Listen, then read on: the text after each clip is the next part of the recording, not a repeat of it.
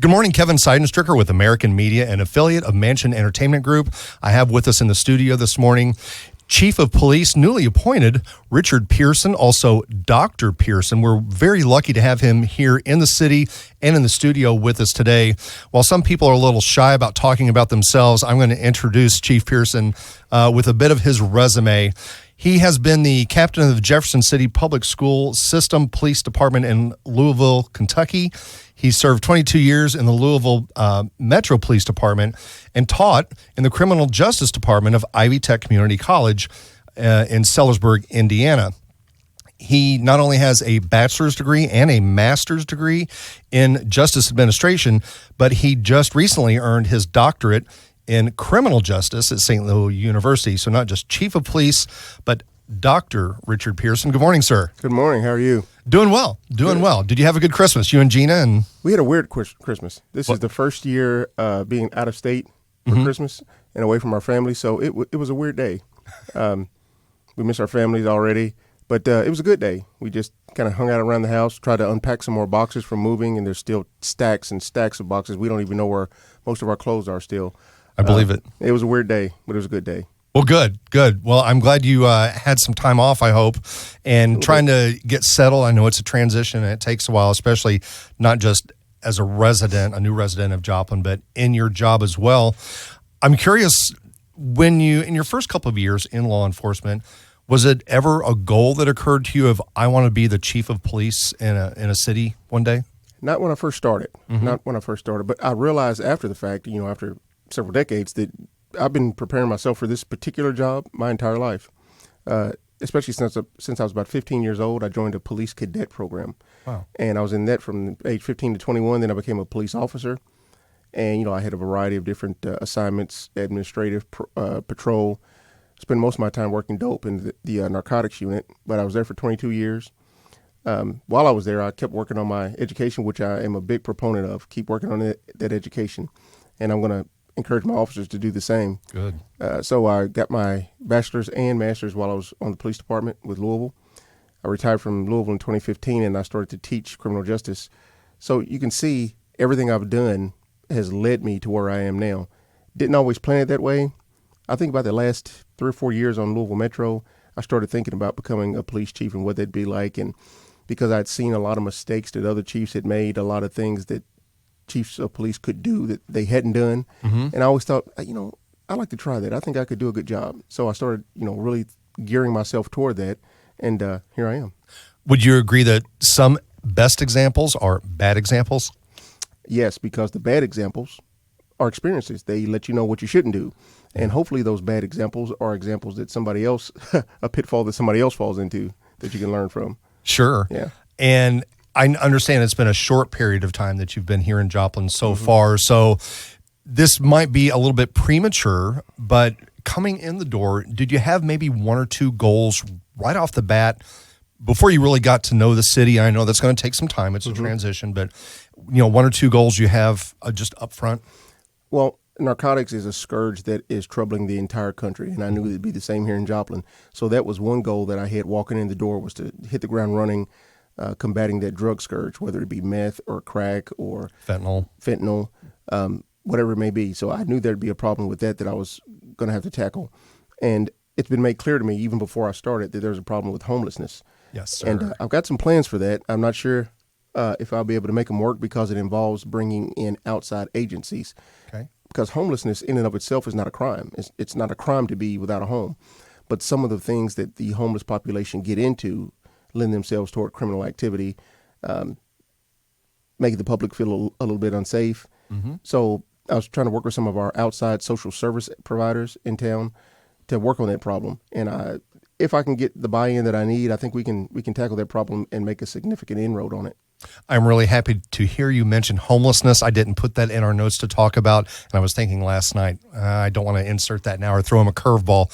So you brought it up, and I'm very glad to hear that that's going to be one of your focuses. Yeah. I know we have many nonprofits, social services in Joplin and the surrounding area to help with that, one of which I work with is the Economic Security Organization of Southwest. Okay, man, you need to talk after this interview then. Let's do that. Yeah. I've been volunteering with them for a year, doing outreach out on the streets. So good for you. Yeah, that'd be great. I'd love to talk to you about that Sure. After this. So those are some great goals, and certainly the safety and security for Joplin and surrounding residents is going to be important to everyone. Right. So I know they're going to be encouraged. Our listeners are going to be encouraged to hear that. Again, maybe a little premature. And if this ties into one or two of those goals you just talked about, is there anything right off the bat? Maybe it's the drugs that hit you as, now that I've been here for a month or whatever, I'm seeing this is the problem or challenge? I've seen the homelessness problem. Yeah. I've seen people laying in parks and on street benches, and that's very saddening to me. So I'm really wanting to start working on that. I'm going to be working with several of our social service providers to see what resources they can bring to bear to help the police out, because it's technically not a law enforcement problem because they have until they commit crimes. Yeah. But by that point, the jig is up. And I want to prevent those homeless people from committing crimes by trying to prevent them from being homeless. So that's something that I'm big on, and I think that'll solve a lot of other problems. I love it. It's that's very encouraging to hear. What do you want? Well, first of all, I'll ask, what are you most optimistic about in the future for Joplin and its residents?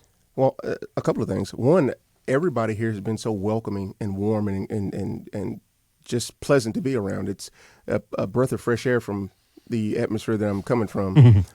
So that's something that makes me and my wife very optimistic about being here. We see a lot of optimism in the populace and the people that we've met. Everybody seems cheery and happy and just in good spirits. So that makes us optimistic about things we can do and things we can try while we're here. And I hope one of the things you will leverage while you're here, and hopefully for a long time, is your area chambers of commerce right here in Joplin. You have an awesome area chamber of commerce with some incredibly smart and talented people. And all of our area chambers of commerce, Webb City, Carthage, Carl Junction, Neosho, et cetera, they all work together. They all team up and partner. And so I think that's going to be something you're going to be able to leverage, that's too. Something I like to plug myself into. Right on. Yeah. What do you want from your local media outlets to help you with messaging, to help you with your mission objectives? Well, first of all, I think there needs to be a good working relationship between the police and the media. It's just not good business to make war with people who buy ink by the bucket. That's just not a good idea. I want us to have a good, close working relationship, because the things we do, many of the things we do as a police agency, are things that the public has interest in and they need to know about in real time. Missing persons, security alerts, things of that nature. Those are the types of things that I like to work with the local media to help the public. Everything I do is all about, I told my guys, it's the mission, then the men. That's how I prioritize things. And in line with that, if we can get the media to work with us to help the public be safe and as best informed as possible, then that'd be great. And also, I'd like not to make an enemy of the press, as so many other jurisdictions have done. I fully intend to prevent that from happening. So I think we can work together to make the public very safe and well informed. Well, Chief, I think in my experience here in Joplin in the last 10 years, I think you're going to find many helpful voices in the media in the area. American media is always going to be here for you, so please, have Lynn, whomever, reach out, and we will be here as a platform for you. I will take you up on that, definitely. Good deal. Thanks for being here, but I want to wrap up with Kevin's pet peeves. And thanks for entertaining these. I only have two that I'll mention. One of those is, the background on it is, there were people on the city council some years ago and in the surrounding area who thought it'd be a good idea to reduce the flow of traffic lanes in downtown Joplin Main Street from 2 to 1 lane each way, and install these parklets, park benches and flowers and stuff. And the reason they wanted to do that was so that people would slow down and pay attention to the offerings, the business offerings our local businesses are very important in our community and economy have to offer. And I thought, well, here's an idea. Instead of constricting the flow of traffic, because people are going to speed whether it's 4 lanes or 2 lanes, why not enforce the speed limit? So what can we do about that?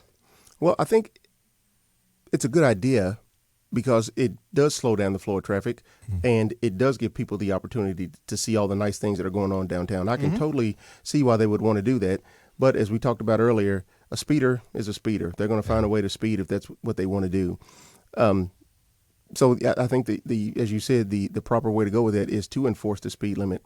And one of the goals that I have for the police department is to start a downtown area bike patrol. Awesome. I'm not sure how rapidly I will be able to make that happen because of staffing issues, but I would like to start a downtown area patrol specifically to work that downtown Main Street corridor during the day, during the business day. I think that'll go a long way towards deterring a lot of different types of crime, whether it's speeders, vagrants, shoplifting. Sure. If you have police officers intermingling with the public, in real time, not in a police car, but in a platform that they can actually go into the businesses, talk to people, get to know people, and be seen. And everybody knows that those officers are going to stay in that area. I think that'll go a long way toward reducing a variety of disturbances and crime. I like your innovative idea of a bicycle force downtown. That sounds awesome. My last pet peeve that I'll talk about, and again, thanks for entertaining this, is I've noticed, especially in just the last 5 years, I know it's gone on for a long time, people on motorcycles, especially race bikes, sport bikes, are always think they have to be Evel Knievel, see how far they can ride a wheelie and whatnot. But in the last couple of years, just going down Maiden Lane, Zora, North Main and Joplin, and all over the town and area, packs of motorcycles flagrantly disobeying the law, being nuisances and endangering, and nuisances too, and endangering motorists on the street. What can we do about that? Well, we were having that problem back home, hot and heavy. We had sports bikes doing drag racing. We had sports cars coming in town from all over different states and places wanting to do burnouts, donuts. They would basically take over roadways. If you Google that problem in Louisville, you'll see how bad it got. Wow. It was horrible. I think they let it get out of hand. That's not going to happen here. I'm in town anyway.